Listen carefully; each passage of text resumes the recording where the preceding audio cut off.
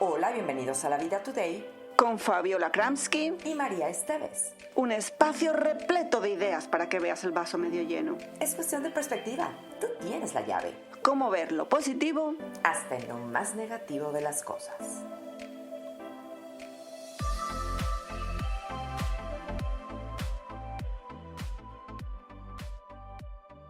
Muchas personas son los trotamundos, ¿no? Esos que exploran, los que no ven su vida sin viajar. Esa es su adrenalina, su pasión, uno de los principales motores en sus vidas. Y también hay muchos que son sedentarios, que disfrutan más de estar en casa, en su ciudad. Viajar les gusta, sí, pero no tan lejos o no durante tanto tiempo. Siempre tienen que volver a su lugar, a lo suyo. Yo soy Fabiola Kramsky y me da mucho gusto estar conectada contigo hoy para hablar de cómo el COVID-19 está cambiando el rostro de muchas actividades que antes hacíamos automáticamente, ya casi sin pensarlo. Cómo consumimos, cómo convivimos con nuestros seres queridos, cómo trabajamos y también cómo viajamos. Todos nos estamos reinventando y muchas industrias igual.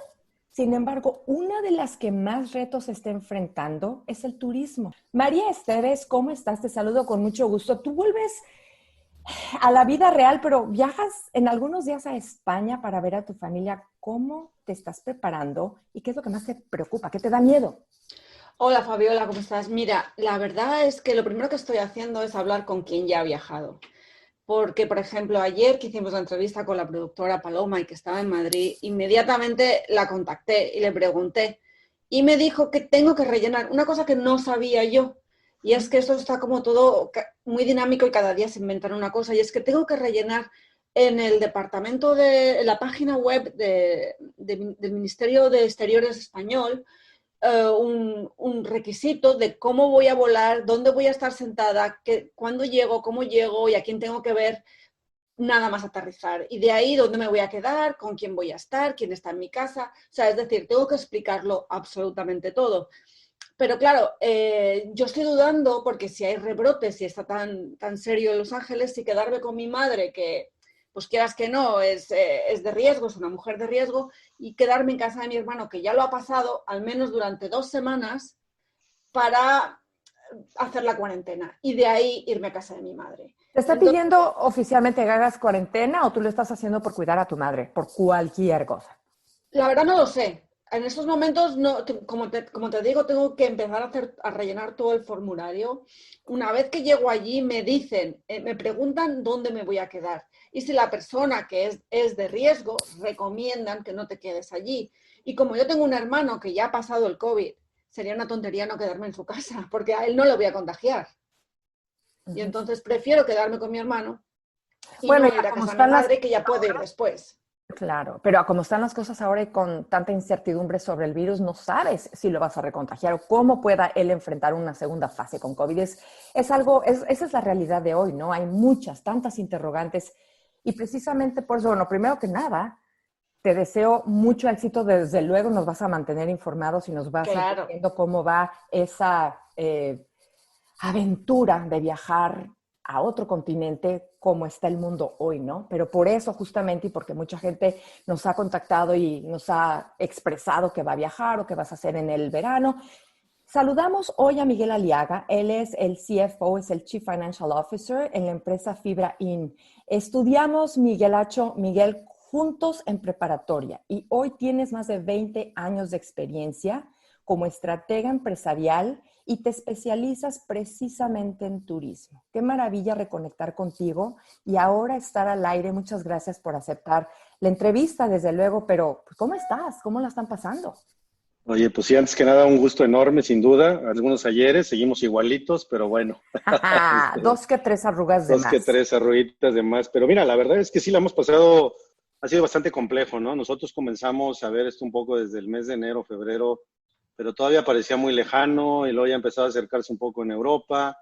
Pero ya enero y febrero, como nosotros tenemos un portafolio relativamente amplio de hoteles en México, muchos de esos hoteles son hoteles que reciben a huéspedes de negocio, algunos tienen un mix entre negocio y turismo, pero empezamos a ver una caída muy drástica en la ocupación, que al final de cuentas pues, es de lo que vivimos, ¿no? Entonces, el mes de marzo, a mediados de marzo, que fue cuando ya se comenzó a declarar un poco el tema en México, y digo un poco porque pues todavía ha habido, como en todos lados, unas lagunas tremendas de información, pero a partir de ahí fue que prácticamente optamos por cerrar algunos hoteles, y no solo nosotros, prácticamente el mundo entero estaba apagado en muchos de los sectores. En los sectores hoteleros, sin duda, han tenido un impacto fuerte, los aeropuertos, las aerolíneas, porque la gente precisamente pues dejó de viajar, por un lado por el temor, y segundo lugar pues porque no había una necesidad de hacerlo, ¿no? Entonces, abril y mayo fueron meses muy, muy complejos, con ocupaciones muy pequeñitas en algunos hoteles donde sí teníamos ocupación y no queríamos cerrarlos porque pues era gente, huéspedes que incluso venían de algunos países de Europa, de Estados Unidos, y que se habían quedado de alguna forma varados en ese hotel. Entonces era imposible cerrarlo, ¿no? Pero en realidad sí tuvimos un sufrimiento bastante, bastante grave, y apenas estamos viendo la luz al final del túnel, ¿no? Ujú. Y de hecho muchos no saben si es realmente la luz al final, pero esto, lo que tú estás platicando, coincide mucho con lo que dice la Organización Mundial de Turismo, que en el 2020 este sector del turismo se va a reducir, y las cifras son durísimas, entre un 60 y un 80%, ¿no? Y esto dicen que puede poner en peligro entre 100 y 120 millones de empleos. ¿Cuánto puede aguantar inactivo el sector hotelero y de transporte, de la aviación, autobuses, cruceros, Miguel? Pues mira, la verdad es que yo creo que depende de cada quien.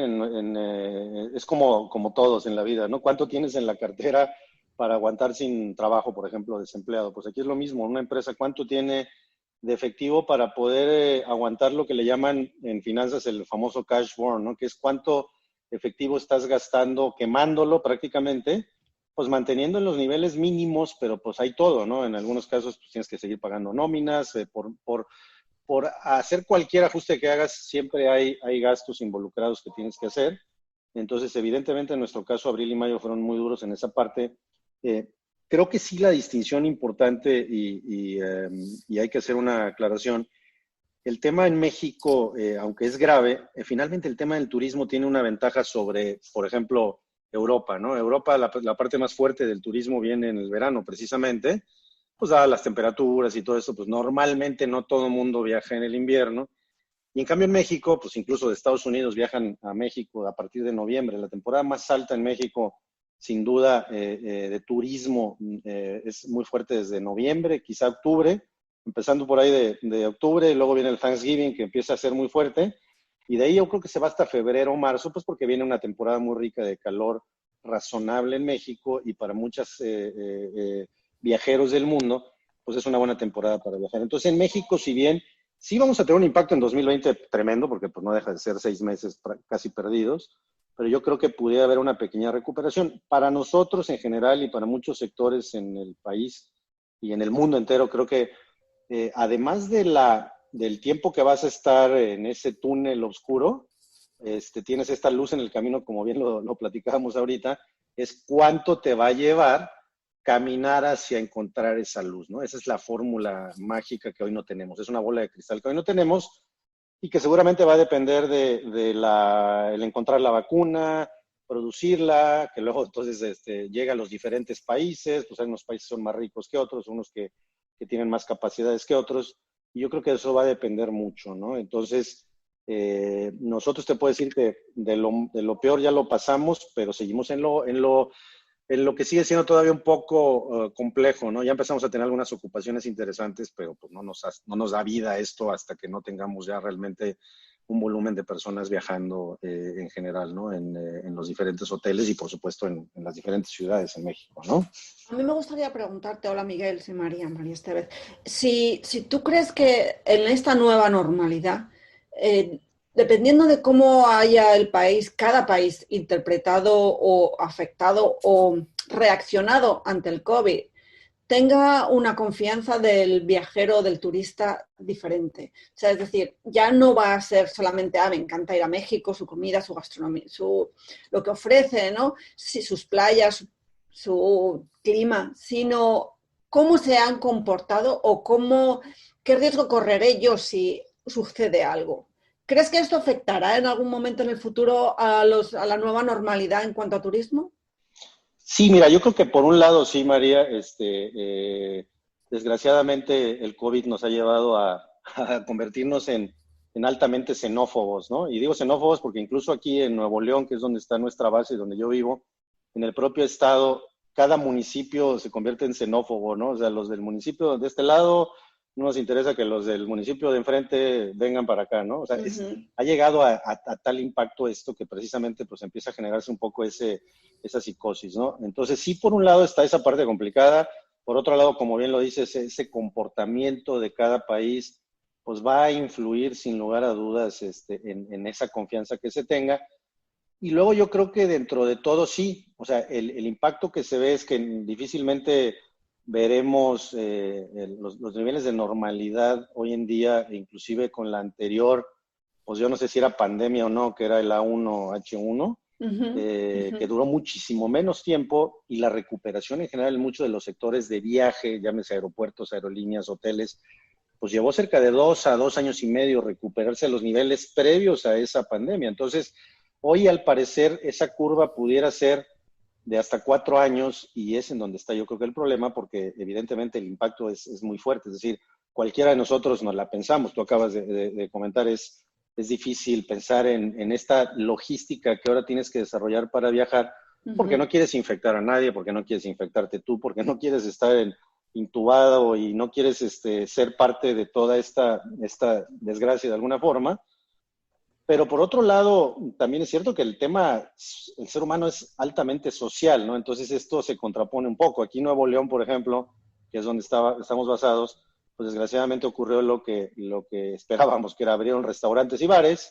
Pues ya sabes que el restaurante, el bar, empiezas con las copitas, la hora del amigo y la distancia social, y más en un país como México, pues se va perdiendo, ¿no? Y al rato acaban abrazados todos y se olvidó la distancia social, se olvidó los cubrebocas y se olvida todo, y de repente, ¡pum!, los contagios empezaron a crecer de manera muy importante, porque además esto es exponencial, ¿no? Entonces, sí es un tema que evidentemente es parte de lo que estamos estudiando y que esto nos está permitiendo o nos está obligando a que no crezcamos al mismo ritmo, no regresemos a la normalidad al mismo ritmo, y sí nos va a llevar tiempo, sin duda, ¿no? O sea, es un hecho totalmente.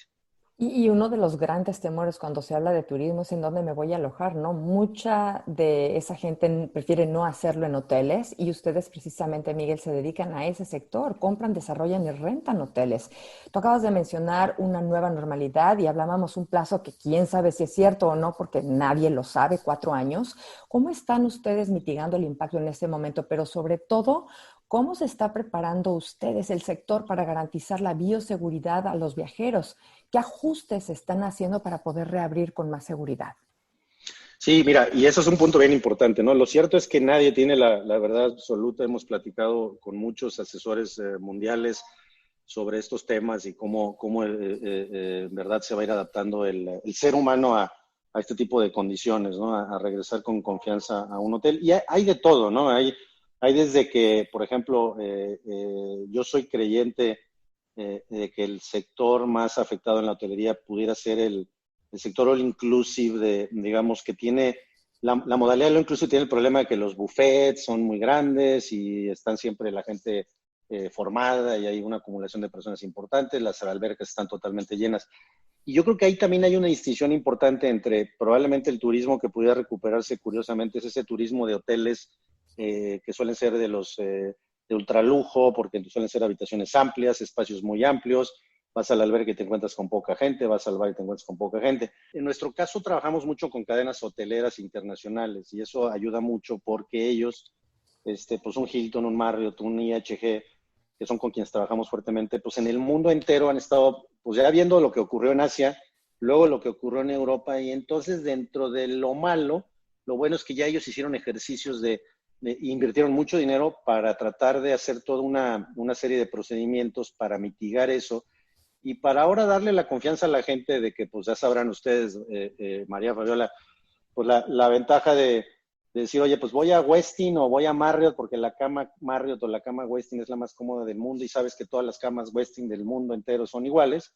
Ahora vas a tener la tranquilidad, si eso es una tranquilidad adicional, que además de tener ese confort en la habitación, sabrás como huésped y como viajero común que esas cadenas hoteleras además llevan protocolos muy claros y muy definidos y son muy estrictos en el manejo de esos protocolos para la limpieza o la ahora ya comúnmente utilizada palabra de sanitización, ¿no? Y no de la habitación, no satanización